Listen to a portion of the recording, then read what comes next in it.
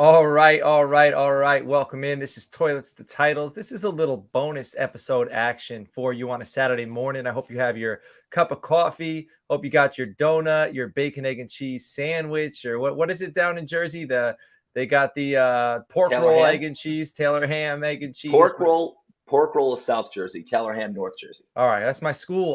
My union is down in South Jersey, and all they do is talk about pork roll, egg, and cheese. I unfortunately can't eat bread, so Sounds so I uncivilized. yeah, it does. But anyway, we are here as a team. We completed our first. We've done a few 1 round mock drafts, but all of them were prior to official announcements of who's coming to the draft, as well as the official draft order. So we have the official draft order. We have Senior Bowl results. We have some measurables. We're getting ready for the combine. So we took the official draft order, put it together. The team at Toilets to Titles, we completed a 1 round mock, and then we were like, hey, let's keep going.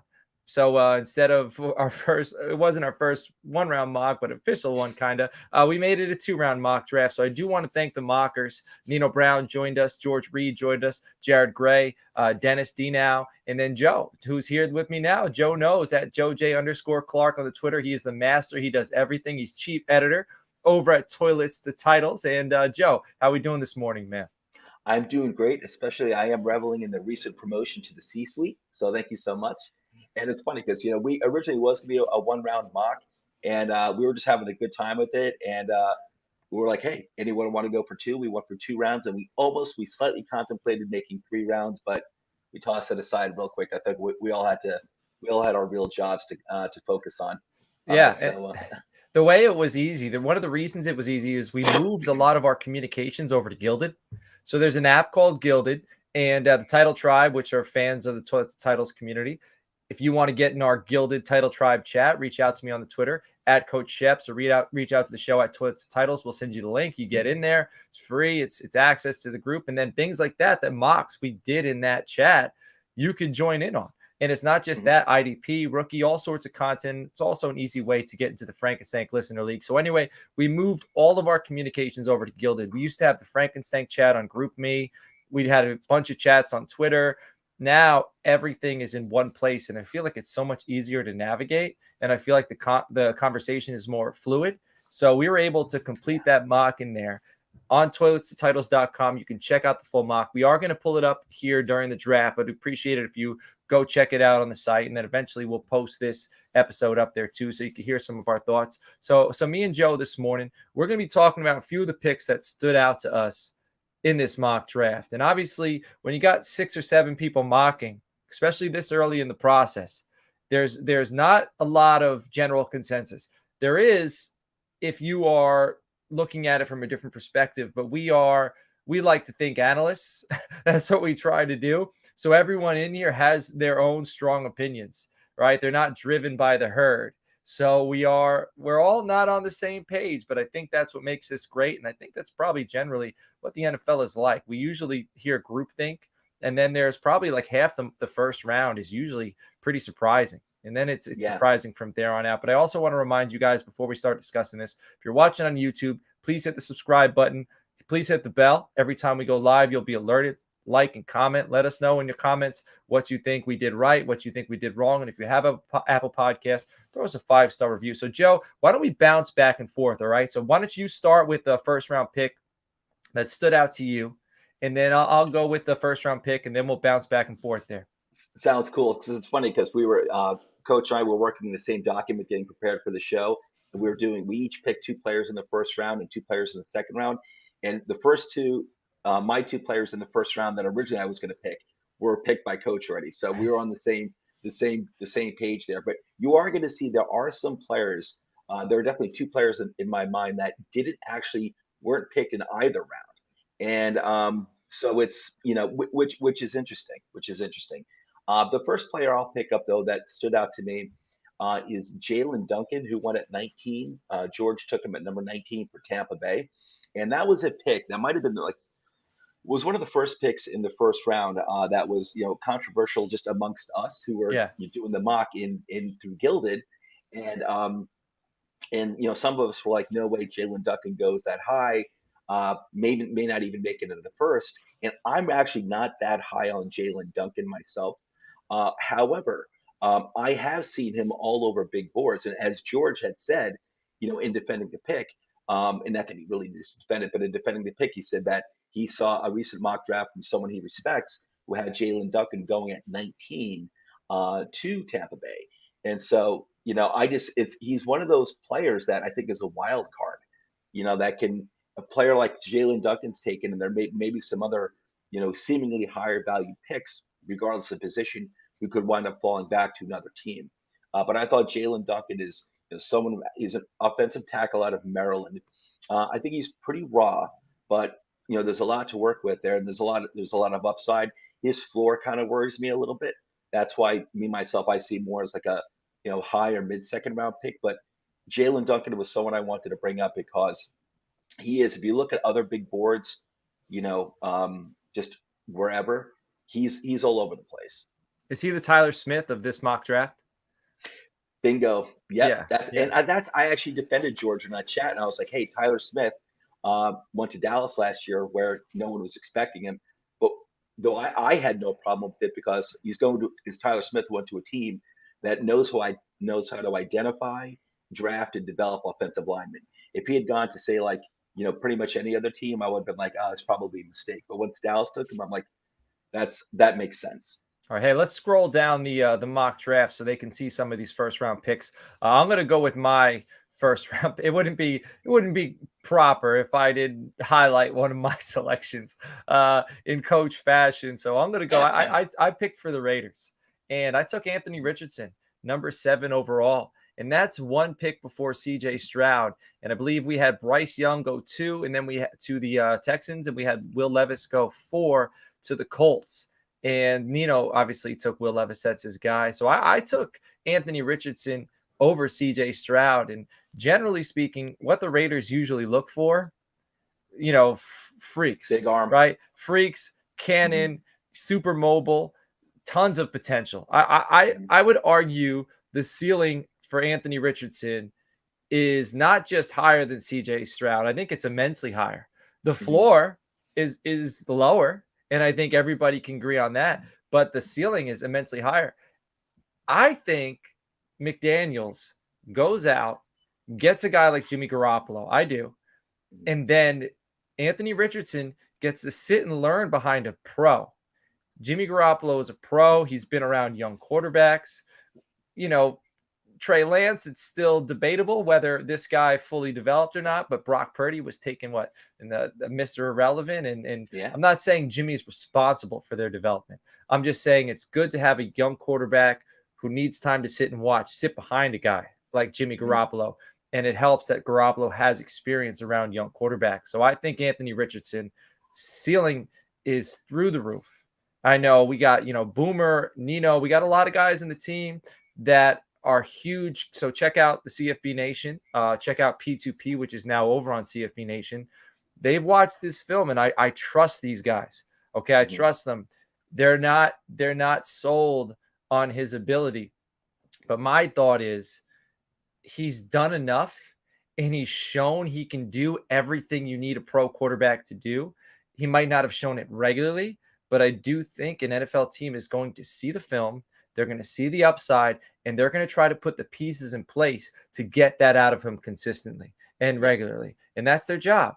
And I think that ultimately is going to be the selling point. You look at CJ Stroud, you look at who he had around him, you look at how Ohio State quarterbacks have came into the NFL over the past few years. You look at Justin Fields. I don't think CJ Stroud and Justin Fields are on the same level. I don't. I think Justin Fields is a tier or 2 above him. And I think I'd be more willing to take a gamble, especially if I'm quarterback needy, on a guy like Anthony Richardson over CJ Stroud. Other people may see it differently. Go ahead, Joe. Yeah, Anthony Richardson is such an interesting topic in this draft, the most interesting topic. In my point of view, I am very lenient, and I give general managers all the leeway when it comes to quarterback. And I would not trade up, a la what the 49ers did for Trey Lance, multiple first round picks. I would not do that for Anthony Richardson. However, and honestly, I'd probably take Stroud ahead of Anthony Richardson. However, if I'm a team in the first round, Anthony Richardson, it falls to me, and I'm obviously QB needy team, I take him in a second. And because when I'm taking a quarterback in the first round, with that type of talent that he's got, the skill set. I want ceiling. I'm not focused on floor. I want that. If you're looking like, hey, there's a decent quarterback that fell to us like in the second round, third round. That's different. Maybe you're looking more at floor, but I want ceiling. If I'm not trading up with this guy, I definitely want ceiling. I'm not concerned about floor. Where did you So, say he won't fall? He won't fall past. What was your prediction? The oh, Commanders, right? You said the Commanders, yeah, I said I can't see him because there's plenty of quarterback needy teams ahead of him anyway. right? And who are the And who Commanders knows? bringing in? Who are the Commanders bringing in? Oh, I listen, man. Eric I don't know. Bieniemy. Eric Oh, Bieniemy. oh, I thought you were talking about like starting No, quarterback for right here now. For comes right now. Eric Bieniemy, Yep. Mhm. and he's got experience with the young guy. I'm not saying Anthony Richardson is Patrick Mahomes, but Patrick Mahomes coming out of Texas Tech wasn't Patrick Mahomes. He was wild. He was a gunslinger. No, Mhm. people weren't sold on him. He sat behind Alex Smith, so I mean, Mhm. he's Hey, got experience. I'm gonna put some words in Coach's mouth. What Coach is saying, let me translate. He's saying is that Anthony Richardson is not Patrick Mahomes, but he's Patrick Mahomes. Yeah. All right. Go. I'm gonna go on to my next pick because my next pick is before yours. Yours is Yep. at 30. So Jalen Hyatt, number 22 to the LA Chargers. Watch this film. Currently, I have Jalen Hyatt as my fourth wide receiver overall in this year's draft class. It could be changed, but I've watched the big names for the most part, and I don't think we'll see. I like Josh Downs a lot. He's right after Jalen Hyatt. I'm going to discuss Josh Downs later, but I like Jalen Hyatt. He has a role and he does it well. He is a phenomenal field stretcher. But I would love this for the LA Chargers if they keep Keenan Allen around. I think it If makes sense for the if you Chargers. keep Keenan Allen around, this pick, he is not going to be your premier target. He'll Mhm. probably demand about 5-6 targets a game, but obviously your features will be Keenan Allen, Mike Williams, Austin Eckler. Then Jalen Hyatt will get slept on, and he is absolutely phenomenal at taking the top off the defense. He is Mhm. absolutely phenomenal at exposing a defender. When a defender makes a mistake, mistakes do not look minimal Mhm. when you're playing Jalen Hyatt. When you make a mistake, this cat makes these mistakes look massive. He Mhm. takes up he's a chunk yardage gainer regularly. And I think with Justin Herbert, with that cannon for an arm, you put him in that offense. Again, if you let go of Keenan Allen, I don't like this pick as much. I think you go in a different direction. I think you go with a better route runner. I think you go with somebody who can demand more like 8 to 12 targets a game. And I don't think that's Jalen Hyatt. But again, if you're keeping those guys there, you're keeping that core in place, I think he helps the Chargers take their offense to the next level. Yeah. And you look at big boards, I've seen Hyatt all over the place too. Mostly back end of the first and in somewhere like in the top half of the second round. But I wouldn't be shocked if you went, as high as the Chargers in the first round. I wouldn't be shocked because he's got something, important that you can't teach, and that is devastating speed. And like What's you your said, next? you pair him up with someone else, Yeah. like a Keenan Allen, holy cow. Who's Okay. next, Joe? All right, so the next pick is Lucas Van Ness, defensive lineman out of Iowa, who Dennis, otherwise known as at DNow underscore T2T, took for the New Orleans Saints. And I wanted to bring him up because he's another name that I see as kind of like volatile on the big boards, where he's kind of like all over the place. And some people have him as high as like the number 2 edge rusher. I've seen number 2, maybe number 3 edge rusher in this class. I'm not as big on the dude myself. I think I see more of like an Espinosa, who wound up going a few years ago to the Buffalo Bills. At the back end of the first round, just like we see here with Lucas Van Ness. I actually think this is a perfect slot pick for him. This perfect value for the guy, like when Espinosa went to Buffalo. But like I said, I wasn't that big on Espinosa, and he hasn't really panned out all that great for Buffalo, in my opinion, so far. I like Rousseau a lot more over there. What about Karlaftis? You know what? Karlaftis isn't my type of player too, but he had a very good year. With Kansas City, he did have a very good year with Kansas City. Yeah, Um, those are the guys, type of guys that bring their lunch pail yeah, to the job exactly. every day. Yeah, and Lucas Van Ness. Listen, he's a dude. What I like about him too is that you can also put him on the interior. So if you have like a NASCAR package, you want to line up on third and long, obvious passing plays. Lucas Van Ness is deployable pretty much anywhere along a 4-man front. But I do think I'm not trying to trash him. I think he's a good defensive end prospect. I'm not crazy where I've seen him on other big boards. We're giving our own opinions here. I'm not crazy about him on other big boards, seeing him as like a top 12 pick. Even though it's conceivable, I'm just saying I disagree with it. But I love the value of this guy going back into the first round. I really All do. right, who's your first selection in the second round that you want to Okay, point my, out? my first selection is, let me scroll us down to the second round. Um, okay, this is someone who has now become, as of at least right now, my favorite player in this draft. And I actually just finished the write up on him last night. This is Darnell Washington, tight end out of Georgia. I had him going to the Houston Texans with the second pick in the second round, and that wasn't even listed as a team need. But then again, honestly, tight end is rarely listed as a team need, it seems like, for any team. Um, and what I love about Darnell Washington, I believe he's coming out of Georgia, that if he weren't playing across or playing on the same team as the best college tight end prospect in the land right now, in Brock Bowers, that Darnell Washington would have gotten more targets. But this dude is the sixth offensive lineman. He gives you really good pass protection, and he's a devastating, and I mean devastating, road blocker in the run game. He's 6'7", 265 pounds. He is so damn unique. I implore anyone, Darnell Washington, tight end, Georgia, watch his highlight videos, at least his highlight videos. They're so much fun because he's got a high catch radius. He's not a smooth operator as a receiver, but he has good hands. He gives you that long radius. And once he gets the ball, he's actually athletic for a big guy in that he doesn't have burning speed, but he kind of reminds me of a Cadillac. Like when the guy gets going, like he's faster than you might think. And also he's really hard to bring down. Someone tries to tackle him high, they normally bounce off the guy. They try to tackle him low, he's hurdling people. He's actually a really good athletic big guy. And when you have two guys who have finally got their arms around him, they're finally kind of bringing him down, he's always falling forward. And he seems to have he's got a good idea of where the openings are in a defense. So I like this guy a lot. I don't think he gets talked about because he's not like, that super tight end receiving threat that everyone's talking about. But I think he's really good. I think he's a fine receiver, and I think he'll do even better in the NFL as, like, if he's the tight end one on a team, he's going to get more options. He's going to show out. But man, people bounce off this guy when they're trying to take him down. All right, my first selection in the second round that I wanted to point out was Keely Ringo to LA Rams at 37. This guy is another player who's very, hot and cold. People really like him. People don't like him. He was exposed a little bit down the stretch this year. He's big. He's fast.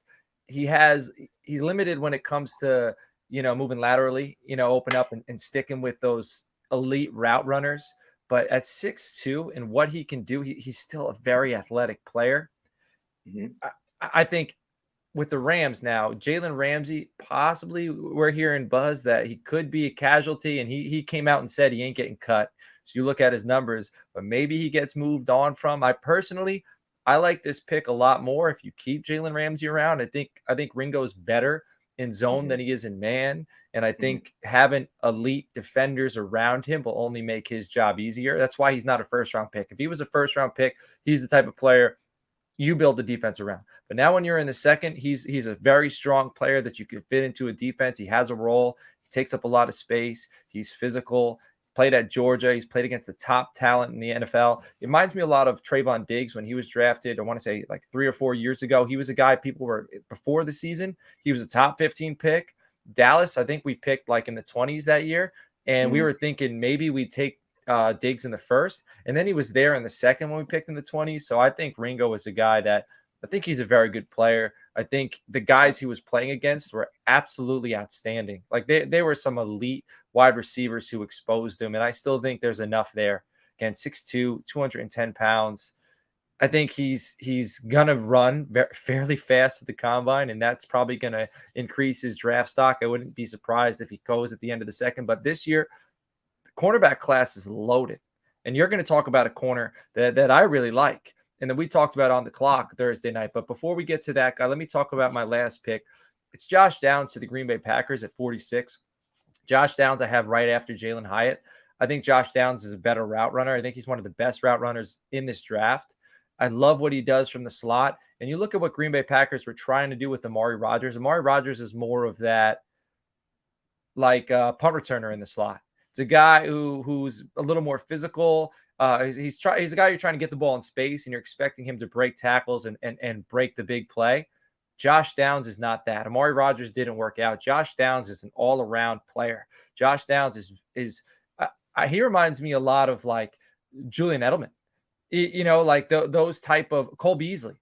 Actually, I mentioned when I was doing my write-up, I think he's a little more physically gifted than Cole Beasley, but you watch at his expertise. He's like a painter, a fine painter with a paintbrush on the field. Just his routes are phenomenal. And I think if you move on from Aaron Rodgers and you got Jordan Love, having a guy like that, especially, I think he's great as far as moving the chains when it's like 3rd and 6, 3rd and 5. I think they're going to look at Downs a lot or in the red zone. And then you pair him with Christian Watson and Romeo Doubs, who you drafted last year. Now your 3 wide receivers are set, at least for like the next 3 or 4 seasons with that young quarterback.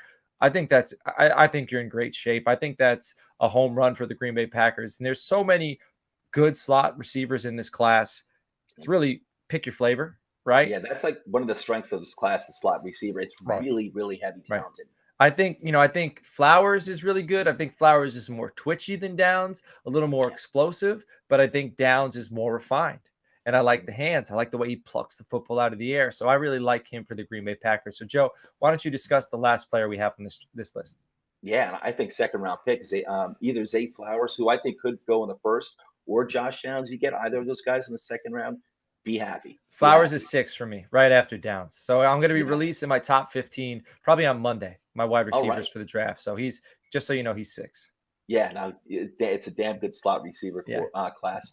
Okay, so my second pick in the second round that I wanted to talk about was Emmanuel Forbes, who I also like a lot as well. And I'm bringing up players who I kind of see like all over the big boards. That's been my theme. But Emmanuel Forbes, I really like a lot, and I can see this guy actually going. He's a cornerback. He's 6 foot out of Mississippi State. He's 6 foot, 180 pounds. So he's not like tall, but he's got long arms. And this is a very flexible dude who knows how to get his hands in the receiver's grill just to break up the pass. I mean, not pass interference, but to break up the pass. And he's 180 pounds, but he's actually a pretty good tackler. And this guy is a ball hawk. And there are a lot of, I know, like as a Giants fan, I know, cornerback. I actually took Osiris Torrance for my Giants in this particular mock draft. And we do need offensive line help, but this is such a cornerback heavy draft. This is really the real strength of this draft class is cornerback. It's really deep. I'd have to think like if Emmanuel Forbes were at there, pick 25 or another team lower than that, I'd be looking at Emmanuel Forbes. This guy's a ball hawk, and it's not easy to get. Defensive backs often they're converted wide receivers, and they didn't make it as wide receivers because they have bad hands, so they're not getting too many interceptions. Emmanuel Forbes gets interceptions. He's a really, really solid cornerback. I love the guy. He's like like I said, he's not tall. He's only like 6 feet, but he's got nice long arms. And apparently his athleticism is through the roof. I think Oliver Hodgkinson was talking about it. Well, like a 44-inch vertical, something crazy like that. Yeah, something crazy. And teams love that stuff. Yes. And understandably so. It's telling you, what you can do as an athlete on the field. So even if you're not 6 feet, you could be playing. Look at Byron Jones. Look at his athletic ability, but he didn't have the ball skills. He didn't have the ball skills. It's like Forbes is Byron Jones with the ability to come down with the interception, and he's a little more physical. He's very aggressive. Like he's a little lean, but he's tenacious. I think it's great. I'm telling you, like he may go ahead of some of the other bigger names out there, cornerback names out there. Don't be surprised if your team, in my opinion. We have him going in the second round here. Yeah. Don't be shocked at all if he goes like anywhere from pick 25 or below that in the first round. Anywhere from 25 to 32. And again, if your team does it, be happy with the guy. Get familiar with him because he's a really good cornerback prospect. Moral of the story is if your team needs a corner, you're in luck. This year, there's tons of corners. Your team's likely going to get one. So I think that's it, man. Myself. That's why I was like, you know what? I should have won cornerback and went guard in the second round. Go ahead. But it's good, man. So this was again the 2-round mock draft we put together this week over on Gilded. If you want to join the Gilded chat, reach out to me on Twitter at Coach Sheps or at Toilets Titles. Joe is on the Twitter at JoeJ_Clark. We're probably going to complete another one. I would say another mock probably right after the combine. We got tons of NFL draft content. We got tons of write-ups mock-ups. Joe's been, cramming, editing, cleaning these up. We've been writing tons of player profiles. So not only will you be able to see the mock drafts on toiletsandtitles.com, you go under the NFL draft tab, you'll also be able to see our player profiles that I think go hand in hand with these mock drafts. You can see exactly what we think of these guys.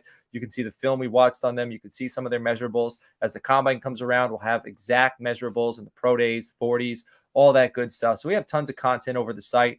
Make sure you're subscribed to the YouTube channel. Check us out, Apple Podcasts, Podbean, Spotify, all that good stuff, man. We are absolutely rolling right now. Make sure the CFB Nation, you want to be subscribed to them as well. They're part of the Toilets and Titles Network, and they're putting out all the college football content. So we're talking NFL draft. They're talking college football. The season doesn't end.